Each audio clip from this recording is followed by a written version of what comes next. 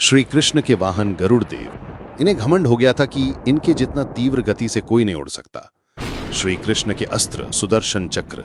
इन्हें घमंड हो गया था कि इनके जितना शक्तिशाली ना तो कोई अस्त्र है ना कोई शस्त्र, और इन्हें कोई परास्त नहीं कर सकता। श्री कृष्ण की दूसरी पत्नी सत्यभामा। सत्यभामा खुद को श्री कृष्ण की सबसे सुंदर और सर्वश्रेष्ठ पत्नी समझती थी। तब श्री कृष्ण एक लीला रचते हैं। गरुड़ से कहते हैं कि जाओ और हनुमान जी जहां कहीं भी हों उनसे जाकर कहो कि भगवान राम ने आपको याद किया है और उन्हें साथ में लेकर आओ। और सुदर्शन चक्र से कहते हैं कि तुम महल के द्वार पर पहरा दो और मेरी अनुमति के बिना किसी को अंदर मत आने देना, चाहे फिर वो कोई भी हो। गरुड़ देव हनुमान जी के पास पहुंचते हैं और कहते हैं कि भगवान श्री राम ने आपको द्वारका नगरी में मिलने के लिए बुलाया है। ये बात सुनते ही हनुमान जी एक छलांग में द्वारका पहुंच जाते हैं। द्वार पर उन्हें सुदर्शन चक्र मिलते हैं और कहते हैं, भगवान की आज्ञा के बिना मैं तुम्हें अंदर नहीं जाने दूंगा।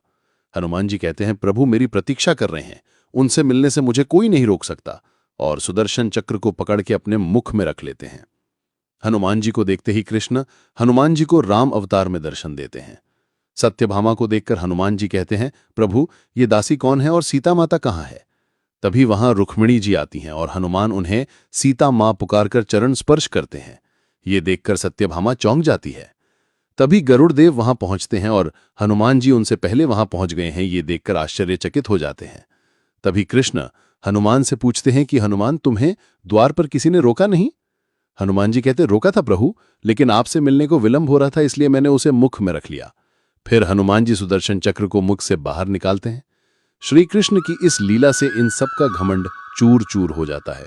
बोलो हरे कृष्ण हरे राम फॉलो करिए।